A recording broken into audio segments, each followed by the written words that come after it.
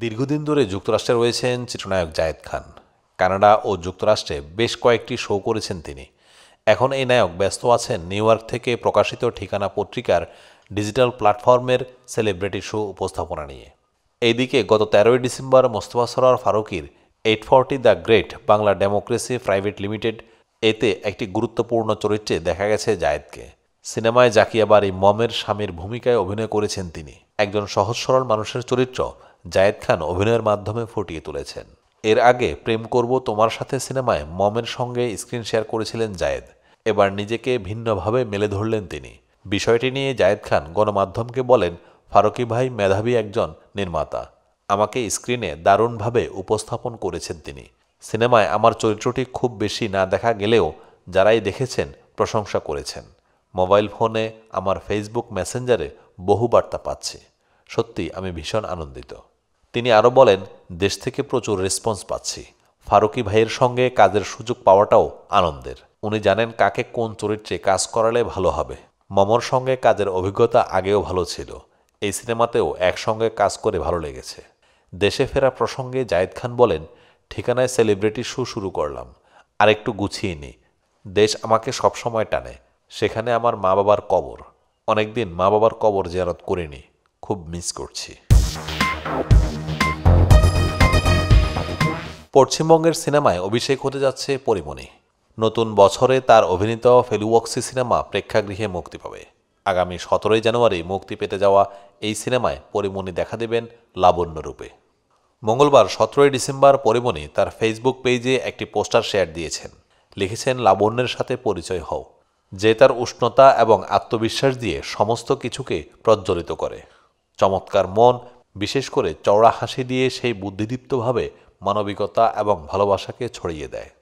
পরিমণির এমন লুক দেখে তার ভক্তরা খুব খুশি। পোস্টের নিচে একজন মন্তব্য করেছেন, শুভকামনা রইল, অপেক্ষায় আছি।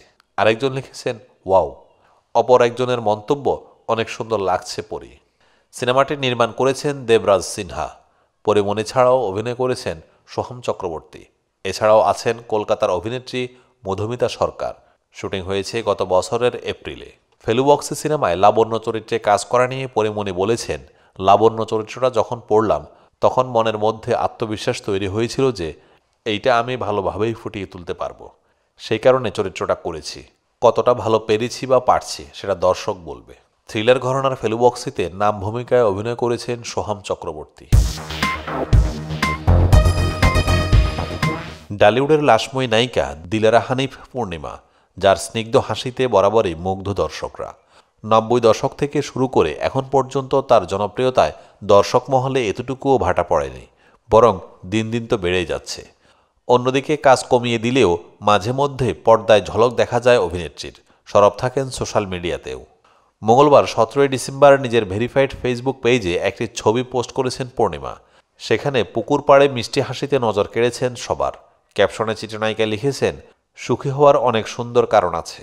এই ছবিগুলোতে দেখা যায় পুকুর পাড়ের সিঁড়িতে বসে আছেন তিনি। পরনে সবুজ রঙের কুর্তি ও সঙ্গে ম্যাচিং সালোয়ার। খোলা চুল আর মিষ্টি হাসি যেন আরও আকর্ষণীয় করে তুলেছে পূর্ণিমাকে।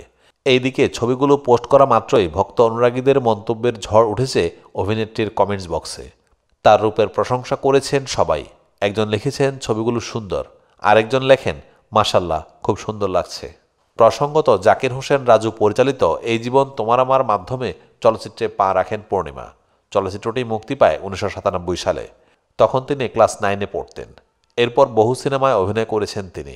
তবে চলচ্চিত্রে এখন অভিনেত্রীকে তেমন দেখা যায় না বললেই চলে। কিন্তু আবারও তাকে সিনেমায় দেখতে চান পূর্ণিমা ভক্তরা।